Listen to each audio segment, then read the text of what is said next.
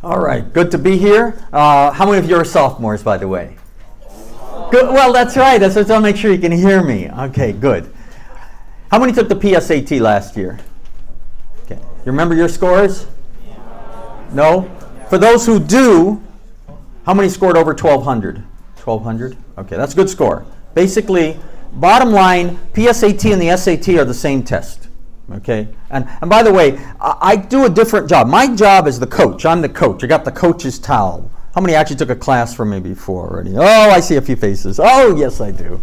Okay, you got the experience. You got a little more knowledge than everybody else on this. The whole point of the PSAT, let me give you two reasons to take it. 3, if you want to consider the fact it's practice. Okay, it'll make you better for the SAT. But there's something more important. Colleges are very expensive now. Very expensive. You want to try to get scholarships. In other words, the bottom line is you want to make sure the colleges know you. If they know you, they'll start. How many are getting things in the mail from colleges?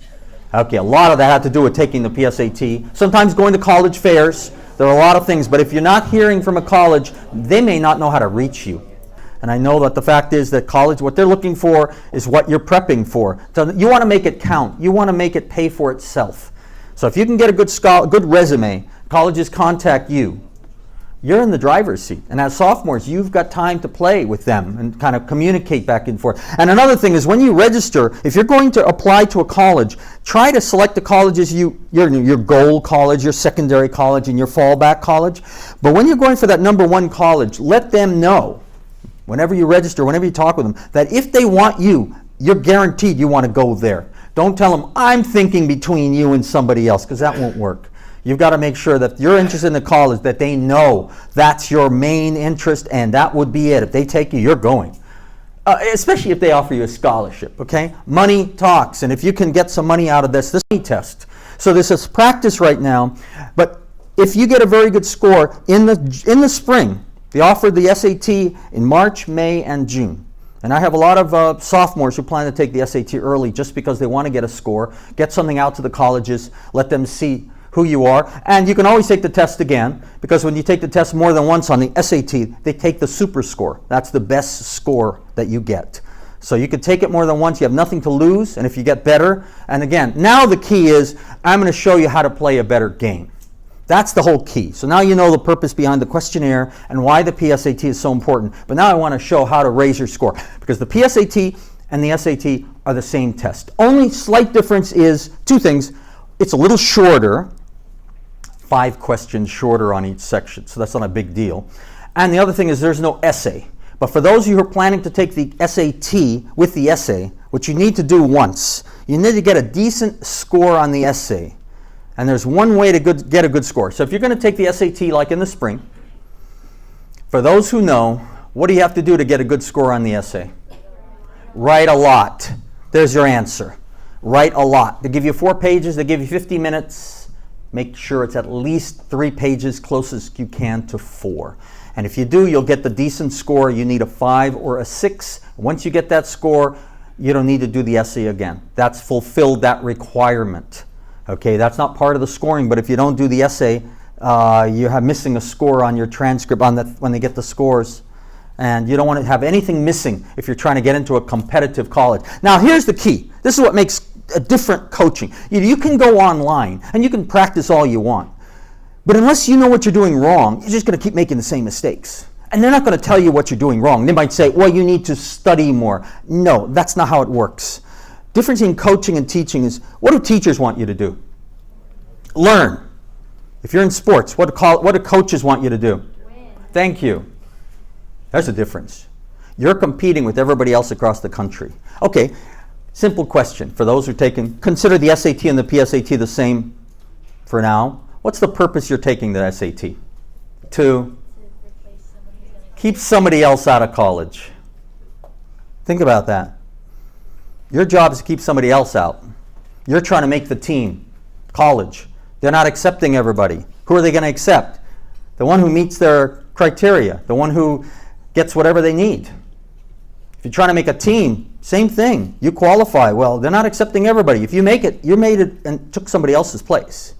So remember, anything I show you is going to be how to raise your score in one day. how to raise it. Now, whatever we do when we do our classes, we practice it. But you've got to know the strategy. You can practice all you want. And they have these things online that are free. But they're not going to tell you the keys. Now I'm going to show you the keys. I want you to get into this PSAT when you take it. When are you taking it, by the way? Next week, Wednesday? Yeah, 25th? So you know you've got just enough time to make that score bounce. So let's go through it. Everybody got the PSAT in front of you? Let's get to we got the idea now. Now we know what to do. Now let's put it to the test. Let's see what it's like. We won't do anything. I'm going to show you how to do it though. Then you can practice, but you know what to do. It's like in sports, if somebody's making a mistake, until somebody shows them what they're doing wrong, they're going to keep making the mistake. It's just not going to change. So, okay, we got the PSAT. And PSAT and SAT are the same. You got the bubbles and everything else. And by the way, what kind of pencil you have to use? What's the best eraser?